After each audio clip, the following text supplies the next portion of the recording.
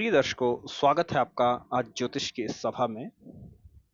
आज चर्चा करेंगे राहु ग्रह के बारे में, एक बड़ा ही रहस्यमय ग्रह। जैसा आप जानते हैं, राहु के बारे में बहुत सारी भ्रांतियां हैं, इसलिए मैं विशेष करके वीडियो बना रहा हूं।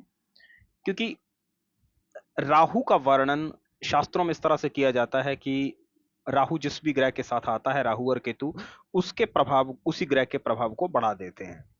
ये अपने आप में साए हैं और उनका प्रभाव नहीं होता, लेकिन ऐसा बिल्कुल भी नहीं है।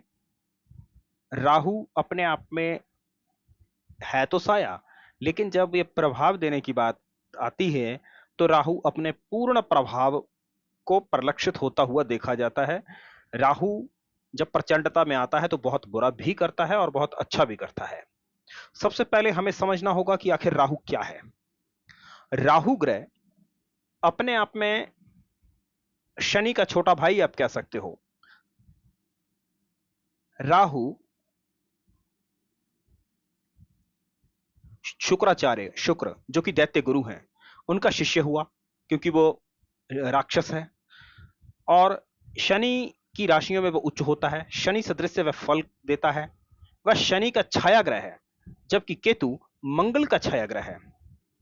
राहु मकर और कुंभ जो शनि की राशियां हैं उनमें उच्च का होता है। और इसके अलावा अगर बात की जाए तो बुध की राशियों में भी राहु का उच्च प्रभाव देखा जाता है, दोनों में ही। कुछ लोगों में यह भ्रांति भी है कि कन्या राशि में राहु उच्च होता है, लेकिन ऐसा होता नहीं है। बुध की राशि में यदि उच्च होगा तो दोनों में ही उच्च होगा।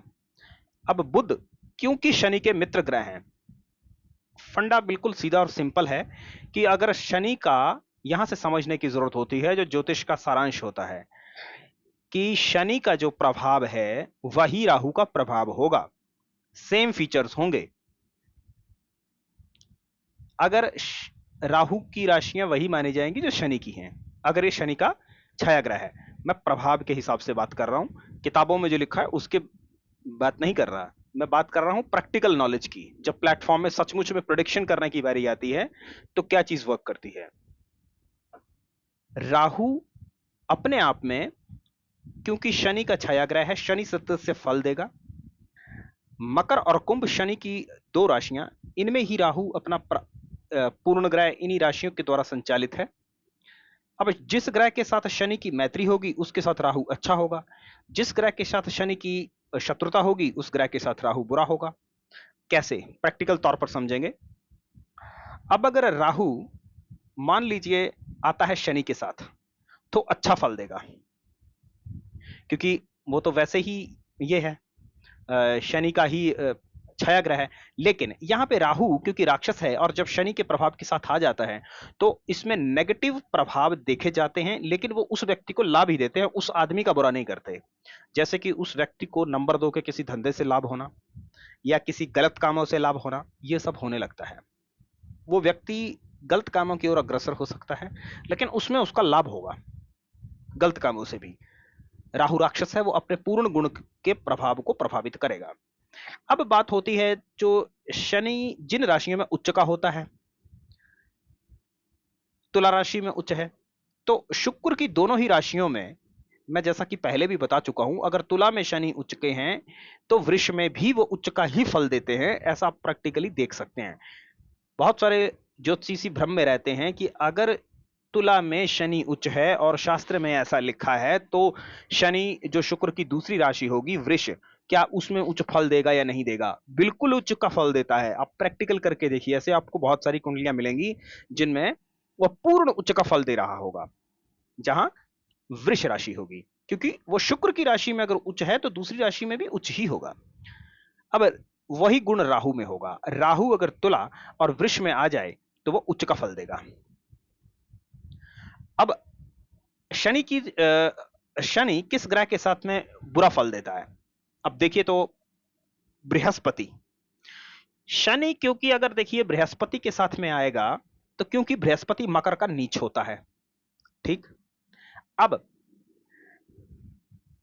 सेम अगर राहु बृहस्पति के साथ आ गया तो क्या बन जाएगा, एक बुरा योग ही बनेगा।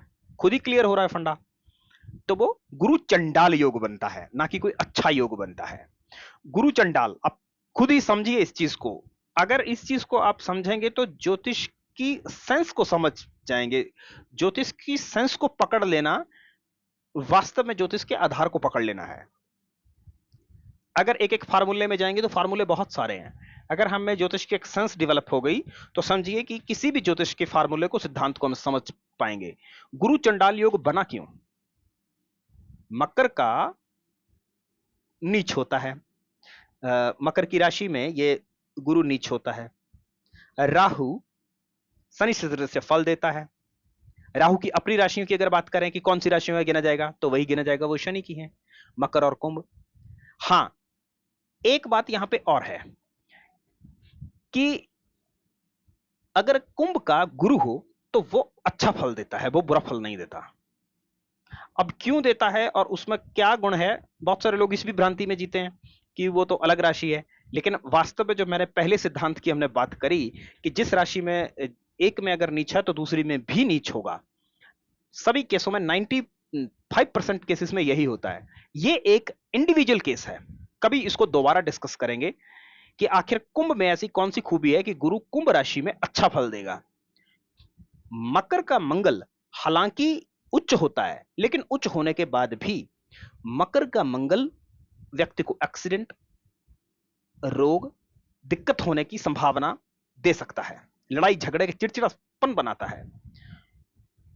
मंगल मकर का उच्च होने पे भी उसे अच्छा नहीं कहा जा सकता, लेकिन हां, उस ग्रह जिस भी भाव में बैठेगा उसके फल को तो खैर बढ़ाएगा ही, क्योंकि उच्च की राशि है, वो शक्तिशाली है, वो तो करेगा, लेकिन उसे फिर भी अच्छा नहीं कहा जाता।